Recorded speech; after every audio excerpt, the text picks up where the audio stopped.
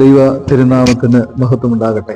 കർത്താവിൽ ഏറ്റവും അനുഗ്രഹീതരെ, വലിയ നോമ്പിന്റെ ഒന്നാമത്തെ ദിവസം പരിശുദ്ധ സഭ നമ്മെ ധ്യാനിക്കുവാനായി നമുക്ക് തന്നിരിക്കുന്ന വേദഭാഗം വിശുദ്ധ യോഹന്നാന്റെ സുവിശേഷം 2-ാം അധ്യായം അതിന്റെ 1 മുതൽ 12 വരെയുള്ള വേദഭാഗങ്ങളാണ്. അതിൽ 1-ാമത്തെ വാക്യം നാം ദൈവസന്നിധിയിൽ വായിക്കുമ്പോൾ, 3-ാം നാൾ ഗലീലായിലെ കനാവിലൊരു കല്യാണമുണ്ടായിരുന്നു എന്നതാണ്. 3-ാം നാൾ എന്ന അനുഭവത്തെക്കുറിച്ച് നാം ചിന്തിക്കുമ്പോൾ, യോനാ പ്രവാചകന്റെ ജീവിതവും യേശു ക്രിസ്തുവിന്റെ ജീവിതവുമായി നാം പഠിക്കുമ്പോൾ ഒരേ അനുഭവമാണ് നമുക്കിവിടെ കാണുവാനായിട്ട് സാധിക്കുന്നത്. യോനായെ നശിപ്പിക്കുവാൻ, യോനായെ കൊന്നുകളയുവാൻ ആഗ്രഹിക്കുന്ന കപ്പലിലുള്ള കുറച്ച് ആളുകൾ, ഞങ്ങളുടെ ജീവിതം യോനായുടെ ജീവിതം നശിച്ചിട്ടാണെങ്കിലും ഞങ്ങൾ സുഖമായി വസിക്കണം, സന്തോഷകരമായ ജീവിതം ഞങ്ങൾക്ക് മുൻപോട്ട് പോകുവാൻ കഴിയണമെന്ന് ആഗ്രഹിക്കുന്ന കുറച്ചാളുകളെ നമുക്ക് അവിടെ കാണുവാനായിട്ട് സാധിക്കുന്നുണ്ട്.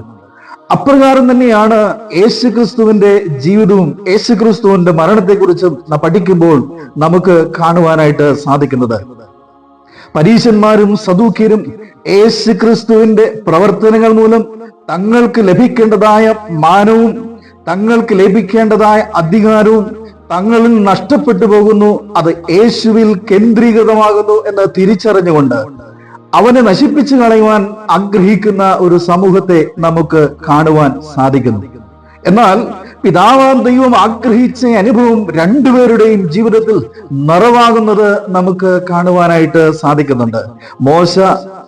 യോന 3 ദിവസം കടലാനയുടെ വയറ്റിൽ കിടന്ന് ഉപവസിച്ച് പ്രാർത്ഥിച്ച് ദൈവാനുഗ്രഹത്തിന്റെ നിറവുള്ളവനായി തീർന്നു കഴിയുമ്പോൾ, ദൈവം ആഗ്രഹിക്കുന്ന രീതിയിൽ പ്രവർത്തിക്കുവാൻ ആഗ്രഹിച്ചു കഴിയുമ്പോൾ, നിനവ പട്ടണത്തിന് അടുത്തേക്ക് യോനായെ കൊണ്ട് മത്സ്യം ഛർദിക്കുന്നത് നമുക്ക് കാണുവാൻ സാധിക്കുന്നു.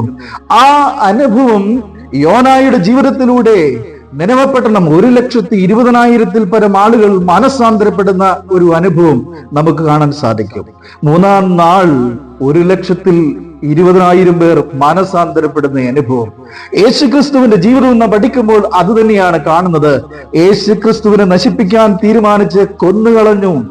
എന്നാൽ തീർന്നു എന്ന് വിചാരിക്കുന്നിടത്ത് 3-ാം നാൾ അവൻ ഉയർത്തെഴുന്നേറ്റിട്ട് നിങ്ങൾക്ക് സമാധാനം എന്ന് പറഞ്ഞുകൊണ്ട് അവന്റെ അടുക്കിലേക്ക് തൈലം പൂശാൻ വന്നവരെ സ്വീകരിക്കുന്ന അനുഭവം നമുക്ക് കാണുവാനായിട്ട് സാധിക്കുന്നു.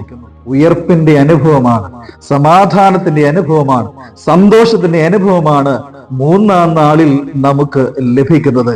ആ 3-ാം നാളിലെ സന്തോഷത്തിന്റെ അനുഭവം, സമാധാനത്തിന്റെ അനുഭവം, ആനന്ദത്തിന്റെ അനുഭവം, ഉയർപ്പിന്റെ അനുഭവം ഈ ദിവസം പ്രാപിക്കുവാൻ ദൈവത്തിന്റെ പരിശുദ്ധാത്മാവ് നിങ്ങളെ എല്ലാവരെയും ഒരുക്കട്ടെ എന്ന് പ്രാർത്ഥിച്ചുകൊണ്ട് ഞാൻ എൻ്റെ വാക്കുകൾ ചുരുക്കുന്നു. ദൈവം നമ്മെ അനുഗ്രഹിക്കട്ടെ.